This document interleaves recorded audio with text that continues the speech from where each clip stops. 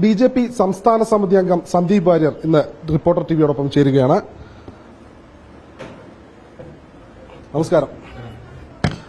ഉപതെരഞ്ഞെടുപ്പിൽ ബി.ജെ.പി. സ്ഥാനാർത്ഥിയായി താങ്കളുടെ പേരാണ് ഇപ്പോൾ കേൾക്കുന്നത്. എന്താ ഉള്ളത്? തെരഞ്ഞെടുപ്പിലെ സ്ഥാനാർത്ഥി നിർണ്ണയം സംബന്ധിച്ച് പാർട്ടിയാണ് തീരുമാനിക്കുന്നത്. പാർട്ടിയുടെ അതിന്റെ ഒരു ചട്ടക്കൂടുണ്ട്. അതല്ലാതെ പുറത്ത് കേൾക്കുന്ന കാര്യങ്ങൾക്കൊന്നും അതിലൊന്നും അടിസ്ഥാനമില്ല.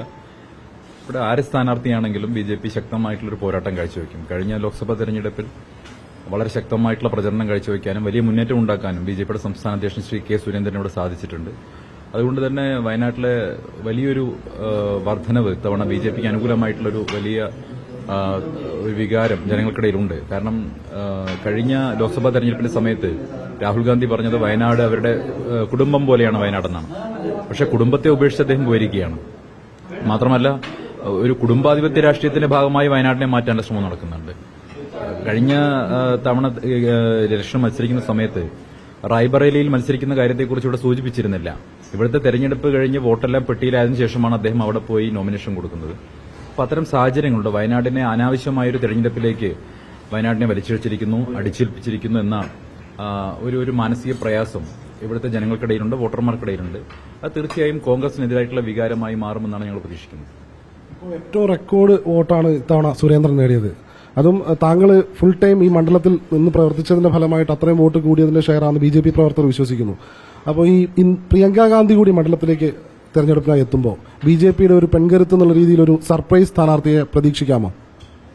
അത് സംബന്ധിച്ചൊക്കെ പാർട്ടിയാണ് തീരുമാനമെടുക്കേണ്ടത്. ഇവിടുത്തെ തെരഞ്ഞെടുപ്പിൽ നേടിയിട്ടുള്ള വലിയ മുന്നേറ്റം അത് ബി.ജെ.പിയുടെ ഇവിടുത്തെ ജില്ലാ ഘടകത്തിന്റെയും ഇവിടുത്തെ പ്രവർത്തകരുടെയും അത്യധ്വാനത്തിന്റെ ഫലമായിട്ടും ഒപ്പം ശ്രീ കെ സുരേന്ദ്രന്റെ അദ്ദേഹത്തിന്റെ നേതൃപാടവം കൊണ്ടും കിട്ടിയിട്ടുള്ള വോട്ടാണ്. തീർച്ചയായിട്ടും അത് പ്രവർത്തകർക്കിടയിൽ വലിയ ആവേശം ഉണ്ടാക്കിയിട്ടുണ്ട്. പക്ഷേ പാർട്ടിയുടെ സ്ഥാനാർത്ഥിയെ സംബന്ധിച്ച് തീരുമാനമൊക്കെ എടുക്കുന്നത് പാർട്ടിയുടെ അത് സംബന്ധിച്ച ഫോറങ്ങളുണ്ട്.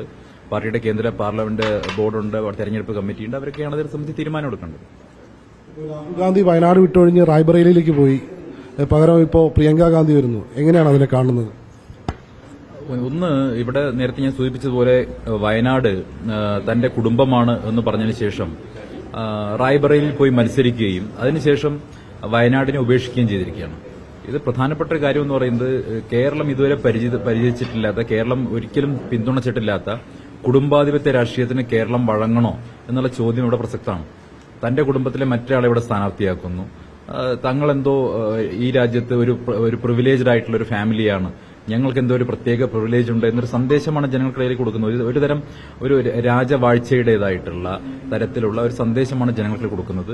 നമ്മൾ ഈ പ്രബുദ്ധ കേരളം എന്നൊക്കെ വിളിക്കുന്ന നമ്മുടെ സംസ്ഥാനത്ത് ഇത്തരത്തിലുള്ള പ്രവണതകൾ അംഗീകരിക്കാൻ സാധിക്കുമോ എന്ന് സംബന്ധിച്ചൊരു പരിശോധന അത് വോട്ടർമാർ സ്വയം നടത്തേണ്ടതാണ്. താങ്കൾ തന്നെ ഈ ദേശീയ നേതൃത്വം അങ്ങനെ ആരെങ്കിലും ബന്ധപ്പെട്ടിട്ടുണ്ടോ ഇതുമായിട്ട് ബന്ധപ്പെട്ട്, ഈ തെരഞ്ഞെടുപ്പിലെ സ്ഥാനാർത്ഥിത്വവുമായി ബന്ധപ്പെട്ട്?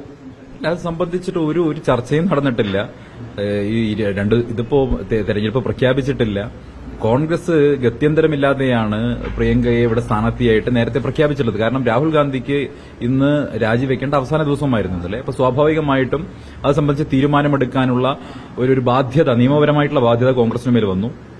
അങ്ങനെ രാജിവെക്കുന്ന സമയത്ത് വയനാട്ടിൽ ഉണ്ടാകാവുന്ന വലിയ തോതിലുള്ള എതിർവികാരം ഇല്ലാതാക്കാൻ വേണ്ടി അവർ നടത്തിയിട്ടുള്ള തന്ത്രപരമായിട്ടുള്ള ഒരു പ്രഖ്യാപനം മാത്രമാണ്. ഇവിടെ തെരഞ്ഞെടുപ്പ് പ്രഖ്യാപിക്കാനൊക്കെ ഇനിയും മാസങ്ങൾ ബാക്കിയുണ്ട്. അത് സംബന്ധിച്ച് ആലോചന നടത്താൻ ഒട്ടേറെ സമയം ബാക്കിയുണ്ട്. ഞങ്ങൾക്ക് പഞ്ചായത്ത് ഇലക്ഷൻ മുതൽ ഇവിടെ വയനാട്ടിൽ നിരവധി കാര്യങ്ങൾ ഇവിടുത്തെ പ്രവർത്തകർക്ക് ചെയ്യാനുണ്ട്. ഞാനിവിടെ ഇന്ന് മൈസൂരിലേക്ക് എന്റെ സ്വകാര്യമായിട്ടുള്ള യാത്രയ്ക്കിടെ വന്നതാണ്. അപ്പോൾ അതിലപ്പുറം ഒരു പ്രാധാന്യം ഇതിന് കൽപ്പിക്കേണ്ടതില്ല.